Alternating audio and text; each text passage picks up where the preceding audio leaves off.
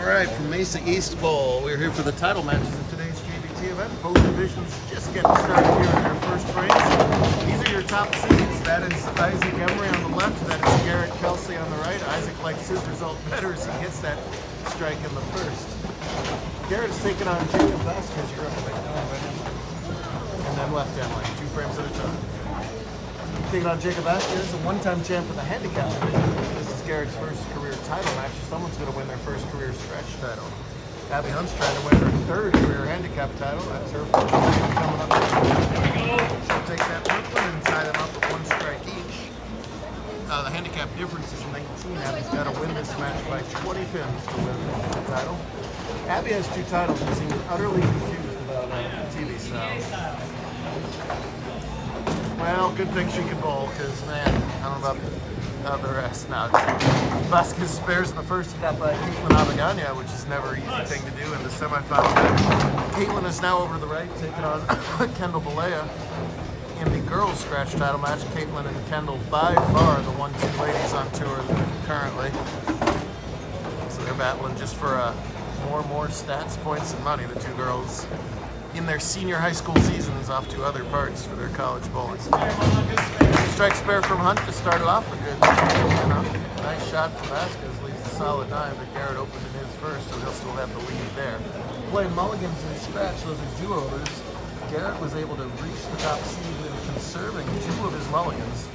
Jacob had to blow through his, so he's got 2 do-overs to use whenever he wants. 2-0 is a big mulligan advantage as Vasquez just shaves that 9-pin over. Here's Emery in the second frame. Isaac, 14 years old. He's an 8th grader at Gateway. He bowls out of Derek's Junior Elite League. And he's newer to Junior Elite, but he's not newer to bowling. He won Colorado Pepsi back in 22, so probably U12s are there, I guess, there. So no stranger to final matches. He's up quickly at that cluster spare, and he's got it. Better shot from Kelsey. He gets his first strike of the match in the second frame. Hold on. Yes, sir. We bowled on this year's USAC Masters pattern, the dreaded hourglass pattern that raised so many eyebrows when it was released a couple weeks ago, and I got flooded with emails that said, let's bowl on it, let's bowl on it. Well, here it is. Didn't start off that hard. I think there's a little house shot memory maybe over top of it, but as it did in the pros, when it started to have to break down and adjust, there's a lot of places to go. Try moving deep, the ball wouldn't finish. You certainly couldn't leak it to the right early. It would just check at your toes. And the pros saw the same thing at Masters. And you really got to dig out the marks here. Caitlin won the first match over Alex Rosenblum. I believe there was 2 strikes between the 2 of them. And I'm pretty sure also they were Brooklyn's. That ball leaves a little bit. Oh, hit it! Ooh, too much volume for it there to get back up, and it almost reverse dominoes and only leaves that head. Good 2 frames for Kelsey. Strike spare there. U17's already taken care of. Jason Gutzai won his 2nd of the season with a win over Christian Ortega. Abby had just the head pin, has it. Big thanks as always to Erica and Quinn and the whole team here at Mesa East for having us. It's super easy to run here in the far East Valley of Phoenix. How do you get to Mesa East? Go to Mesa and keep going east. The Lakers got a spare strike over there to trail by 12. Matt's rooting for it to push. It certainly did. Like it leaves only the 7. Hard and straight is the way to shoot your spares on a hard pattern. It's nicely done from Jacob. Rapidly rising star, Jacob. His lone title was a handicap win like we talked about. That was at Kyrie. While Garrett made the first top 4 of his career just a couple months ago back in Laughlin. So rapidly improving.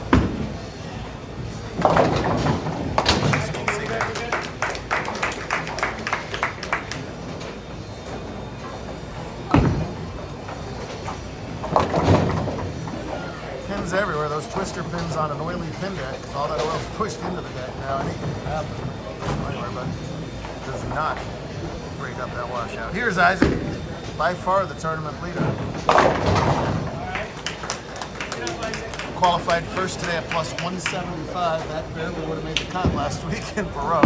Today that was plenty to lead as the second place. Oh! We don't need no string pins to backdoor washout as that twister pin pops off today. Second place today was Abby's plus 65. So Isaac by far the tournament leader, but he's still got to win this last game. Starts off nicely at it. Going strike spare, strike spare. Abagania rips that 5-pin out over there, but there was a 7-pin along with it. She'll just get that up to remain clean and double. Kelsey going for the slow roll. That's a good looking shot, but a rip and ring in 10 there. Excellent shot. Will trail by only 7 pins to convert.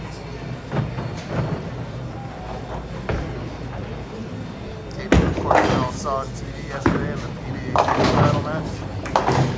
She's been on television, what, 3 or 4 times? Way back, starting that U12 USA team. Here and Matt in the background, we have a chance for a Mafia sweep today. The 2 Cactus Bowlers, Abby, of course, Dutton's daughter, and Garrett, Cactus Bowl lead bowler.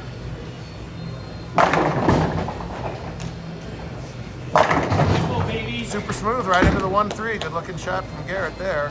And for Isaac, that ball does not climb the hill. The first opener either bowler in the handicap today in the title match. Vasquez still clean for his part, 3-4 over there. That's really the name of the game right now. Should be clean and fill frames.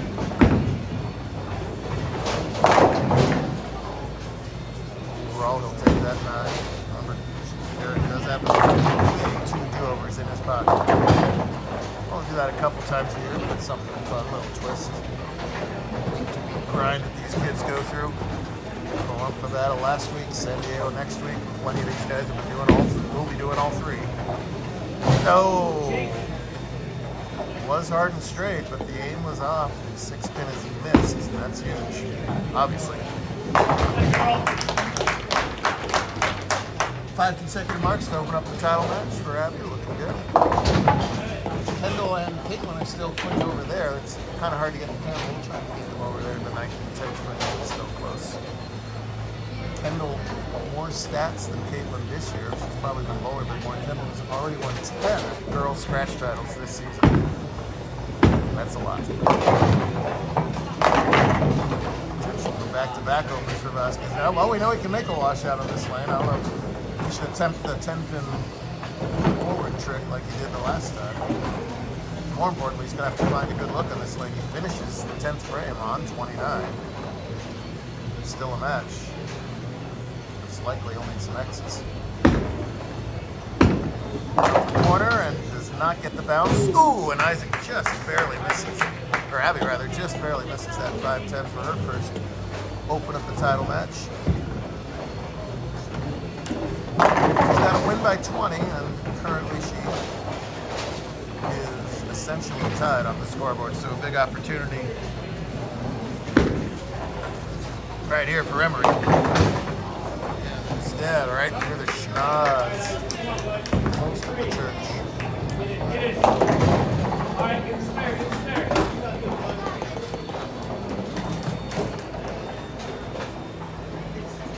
Never know when calc's going to come into the play here, especially in these handicap matches. They can just turn on a dime with a really early shot. And he's only going to go 6-1 that frame. Back-to-back opens. So now he trails on the scoreboard by 11, but is getting 19. So we're still within a mark over here in handicap through 6 frames. Kelsey covers that 2. Pin leads scoreboards. You said in my eye. Yeah, it's an eyeball. It leads by 16 on the scoreboard with those 2 points. Still wears contacts, so he's got something inside. Okay, my team medic to the rescue, a la mom. Does he wear contacts or does he? No contacts.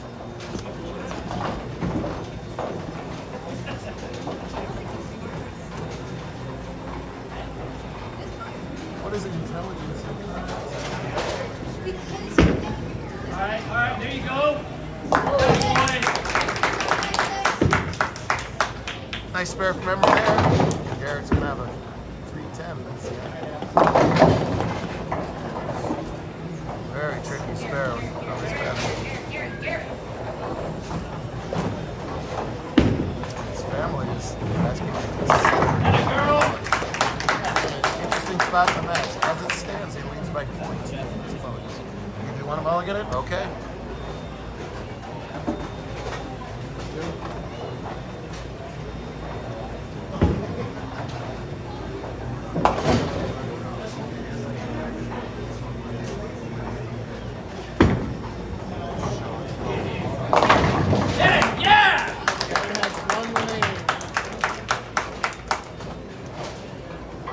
Nice light hit from Abby there.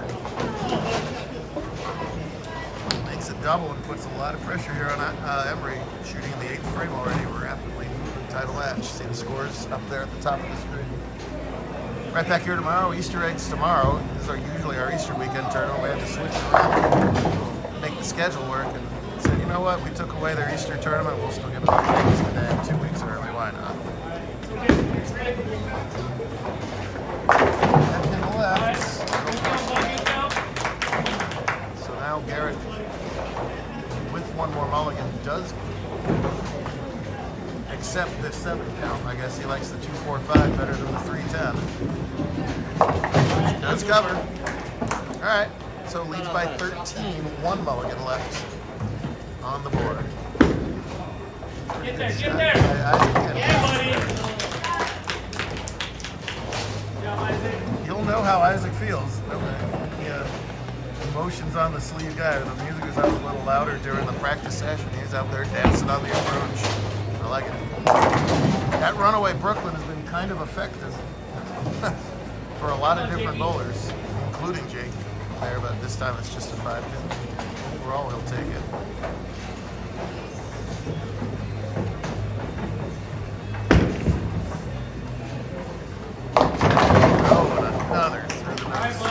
Not breaking up anything.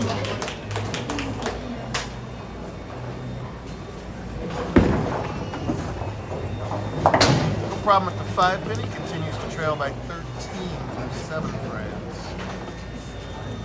Giving him mulligan. Right now, Balea is trailing, gosh, by about 30 or so at a 9 yes. Oh, hit it! Oh!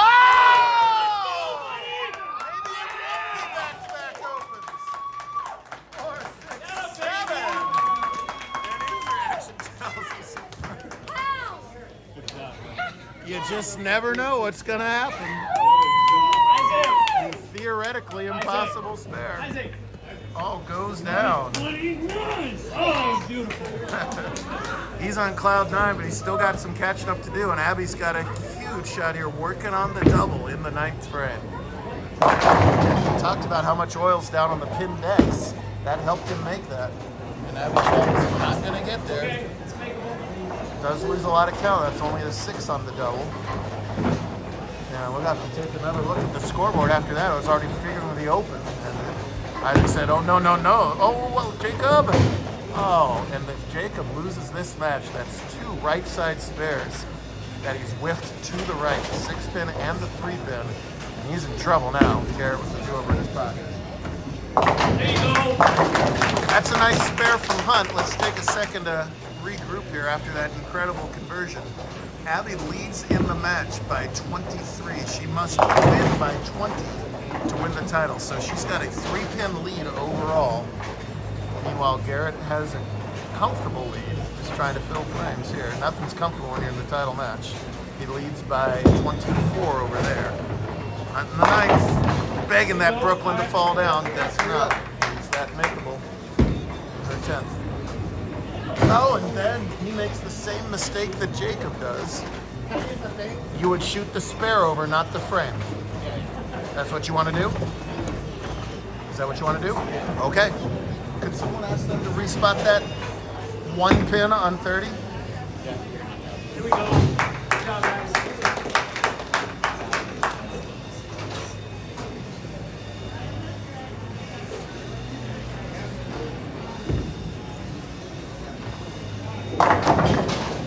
That's the 1 only on 29, correct?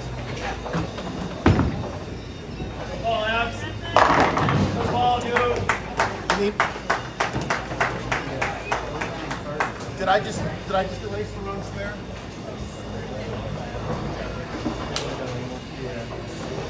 Yeah, he had Garrett A.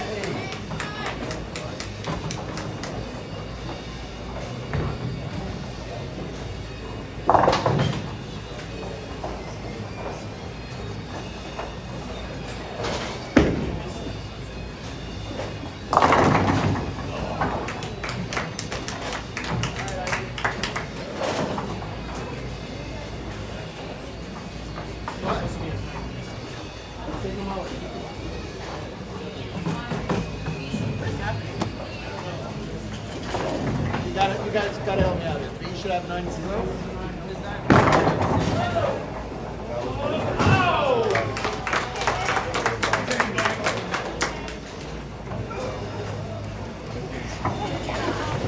GG. Scoreboard's correct, right? Meanwhile, over in the handicap division there, Abby finished Hey, how out much spare. money are you?